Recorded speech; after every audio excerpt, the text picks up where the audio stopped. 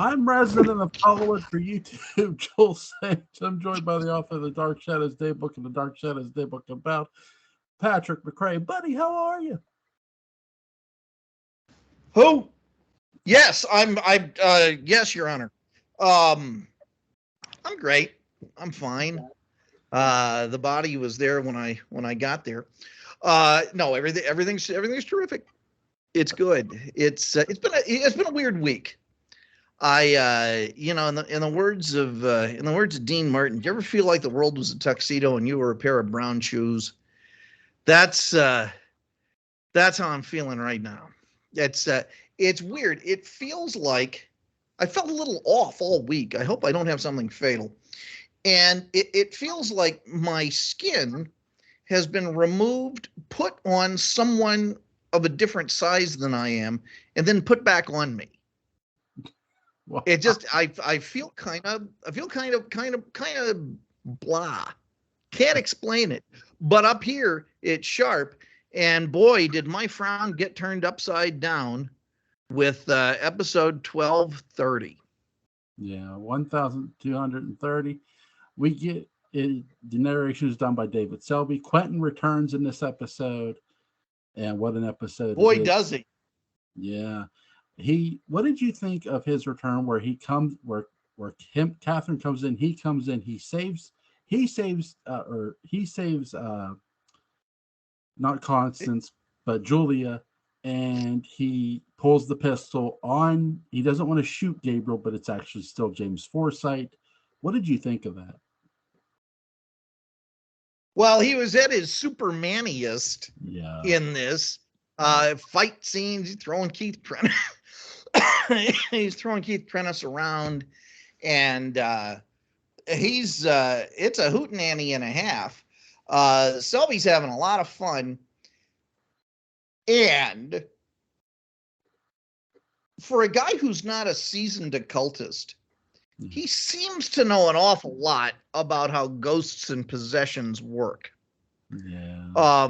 Beginning with his surreal pronouncement, if we don't get him out of there soon, there's a chance Morgan could die. Well, okay, on what are you basing this? What textbook? Have we been given some reason to think that Morgan will die in his 70s. I think the reason this gets said, and it doesn't officially get said in this episode, and I'll give the writers a pass. I think they're trying to, in a weird way, explain Quentin's absence, that somehow he's been researching possession because they've seen how many people possessed and how wrong it's gone with Gabriel, with Justin. Now they have Morgan.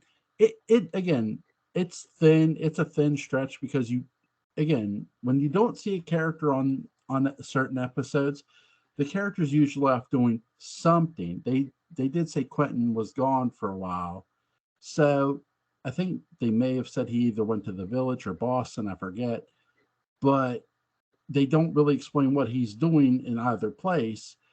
You could give maybe he's doing research on possession and that's how he knows so much, though they don't actually say that in this episode.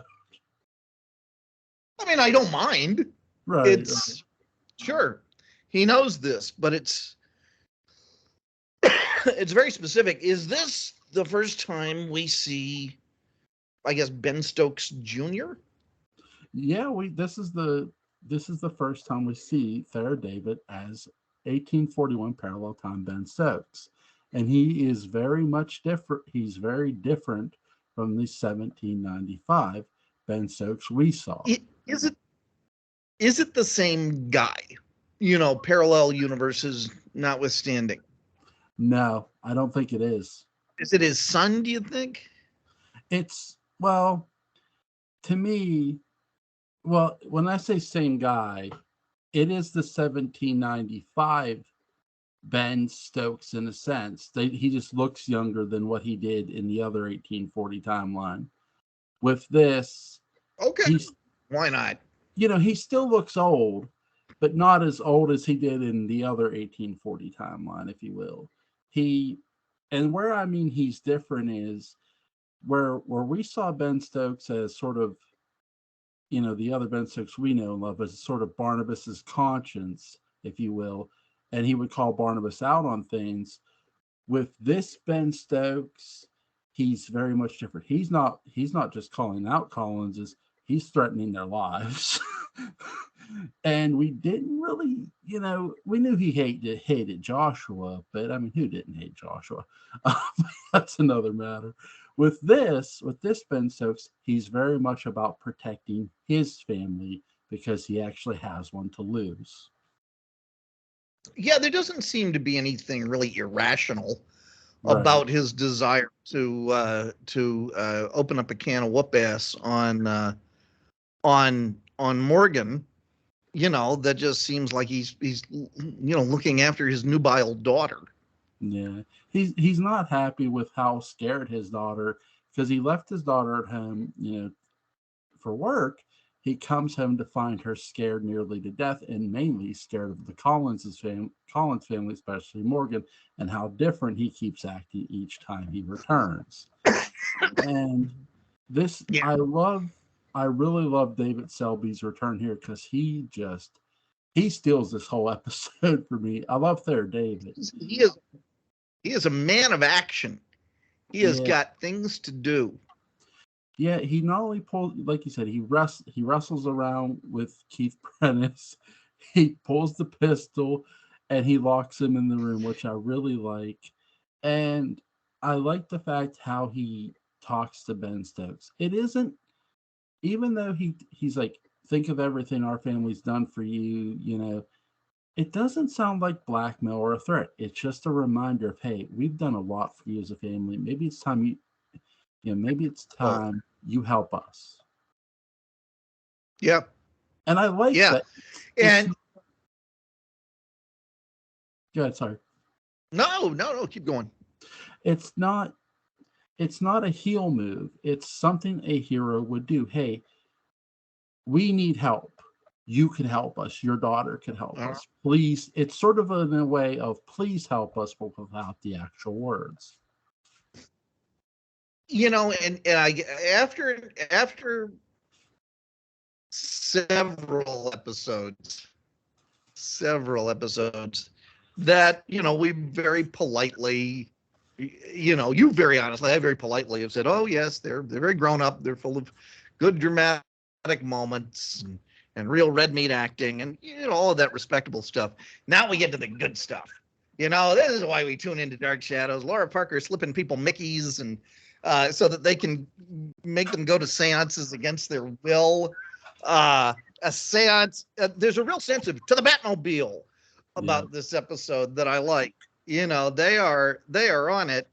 But if there's one thing you can really rely on in 1841 parallel time, if you're in a room with someone and you pretty much think they're not going to be able to get out, they'll get out. Yeah. They'll get out. This is all about getting out of rooms. Whether it's Gabriel, whether it's Morgan. Morgan just gets out of any room you put. He's like Houdini. And of course he's going to get mad at the seance. Why wouldn't he? But then again, if he says, I'll tell all of you why you're cursed. I'll tell all of you what Brutus did. Why has he been hiding it for this long?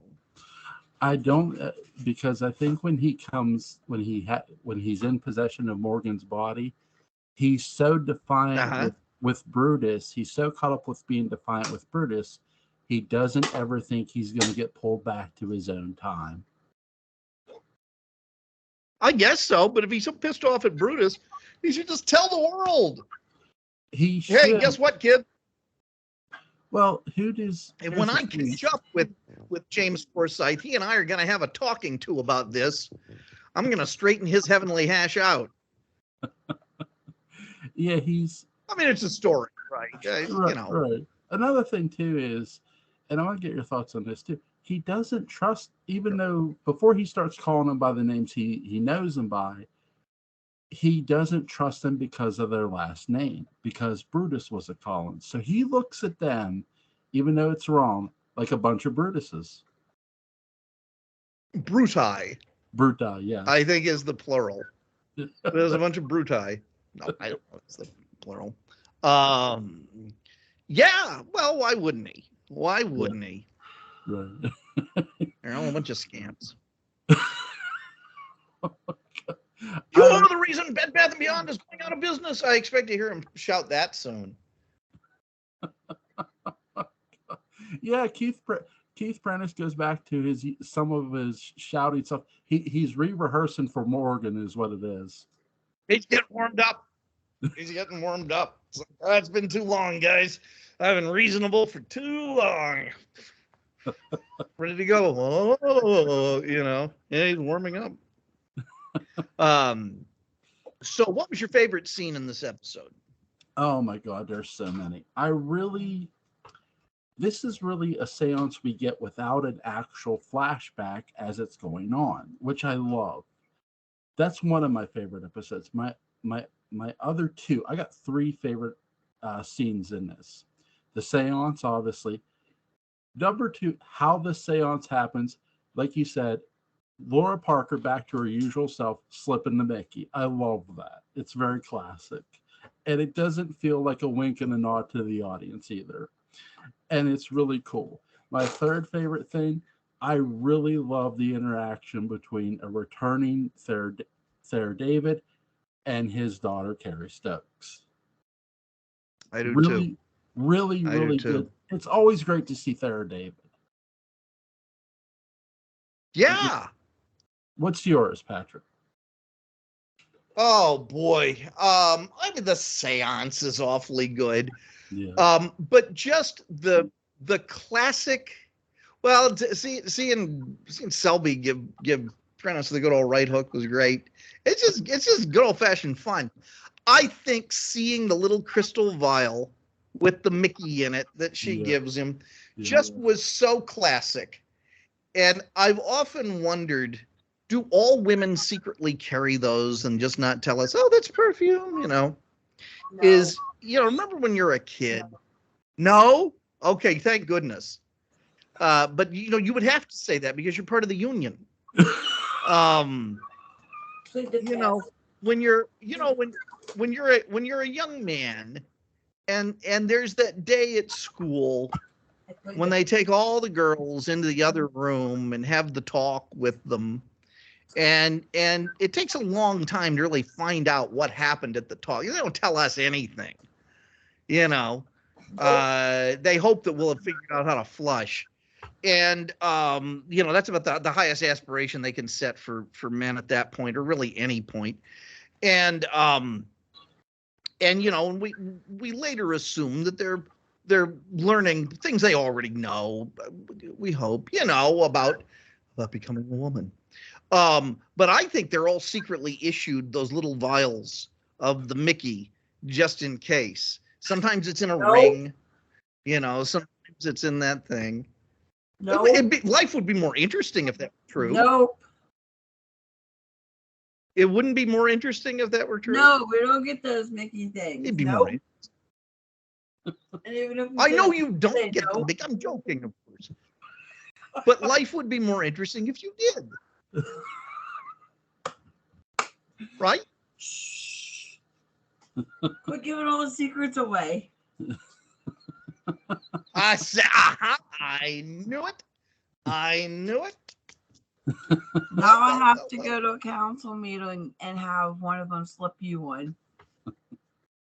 Oh, by the way, PEO, that women's organization, that stands for Protect Each Other. Ha, ha, ha. I spilled the beans on national internet. It's supposed to be a super secret.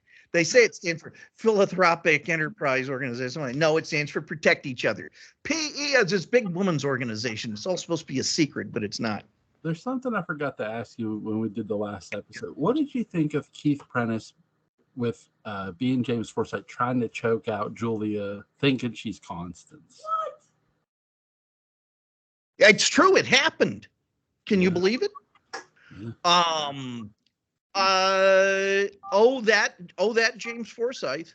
Yeah. I mean, I thought it was a story element. It was interesting. The sound of Grayson Hall being choked and being real raspy during it and after sounds like Grayson Hall not being choked before it. She's always going to talk like this. So that was kind of funny. It was like her voice is exactly the same. I can't tell. Sam and I really got into it last night, so I guess he gets to watch Adam 12 this week. Oh, kind of like you, huh? Yeah. You hurt my shoulder. I apologize, dear. Oh, yeah, boy. I heard. Oh no! Oh, this is burning bed country. I'm out of here. He pulled on my one arm and hurt my shoulder of the other arm. I didn't mean to. I apologize. I'm sure it was an accident. It was. This is taking a dark. But anyway, this is taking a very dark turn. Here's my question for you for this episode. Another question for this episode. I'm calling my lawyer. What did you think? What did you think of all the cool camera work we got with the seance and the Mickey scene? I really love the way they shot this episode here too. I need to remember to use. Yeah, I mean they're. Yes. Sorry. Good. No, I'm enjoying what she's saying also. Is my Mickey on him that I didn't get issued. I'm sure. I'm sure. You'll slip in the Mickey, he'll be feeling a little goofy. Right. I thought the camera work was great. It was, it was dark shadows getting to be a little flashy, and that's always fun. Yeah. When it's not just the same. I know we're going to get the flashback in the next episode. What did you think? The writers, I feel, made a really smart decision by not showing the flashback in the seance. What did you think of that? It builds suspense, and I think it also builds surprise. We don't see this coming, and so that's great, because the natural time would have been to use the seance to cut away to it, but instead they raised the stakes even more around what the seance could be. Yeah. And I love how when they're ending the episode, it's Julia Collins and James Forsyth. Here's a woman he tried to choke thinking that she's Constance, and he's about to spill the secret, and that's how they end the episode. It really, if you weren't built by suspense by the seance, that end, it's like the seance is the cake and the end is the icing. It's true. There's a fearful symmetry to it. Yes. Overall, how entertaining is this episode? It was just so much fun to see David Selby. 10 out of 10. Right. 10 out of 10. 10 out of 10. Yeah. It's a good return to form. It's Dark Shadows, pulpy adventure. Yeah. Yeah. And I just can't wait for the next one. Oh, my Lord. I'm like a dog with a jar of peanut butter. Yeah, the next episode we're going to do is the flashback, guys. So we're really excited about that one too. We've seen a lot of grown up build up to this episode, and this episode is your reward really for that. It is. I know. I think I am so excited. I believe, can't hide it. I'm about to lose control. You told me you think you like it. So let's see what happens. And it's raining. Hallelujah. I love the flashback. We'll get into it the next time. When's good for you, Patrick? Is Friday good? Is tomorrow night good? ASAP. Yes. Friday is great. So tomorrow night, guys, episode 1231, the flashback. We are really excited about that. Overall, is there anything you want to add about the episode we just watched, the episode we just talked about? I had a great time. I mean, it's a nice feeling when I'm able to finish a Dark Shadows episode and just go, wow, that was a good one. Because I love them all. As with catching the Pokemon, I love them all. But I gotta say, I love some more than others. And this is one of them. Here's a question for you to ask David Selby the next time you see him. How was he supposed to be? I wish I lived that life. Well, if you ever if you're on another podcast with him, I know you were on one with him. But here's a question for you to ask. And for 1841, how was his character supposed to be the hero of it? Like, was he supposed to be the original one who went over, not Bramwell? Oh, okay. Yeah, if that moment arises, I have the opportunity and everything lines up, I will ask him. Thank you, I appreciate it. But really, I love very nice guy. I really love how he looks like Superman. David Selby was meant to play Superman. I know you brought this up too. He just looks so like a natural hero in this entire arc. He's the only actor I know who could play both Superman and Jonathan Kent. Yeah. And Jor-El. Yep. He could do all three characters and make it work. He really does a great job. Just a one-man show. Yeah. He really is. Patrick, buddy, it was a lot of fun. Link to the Dark Shadows Daybook Unbound is going to be in the description box. And I will see you tomorrow night for episode 1231, buddy. Have a good night. Be seeing you. Have a good night.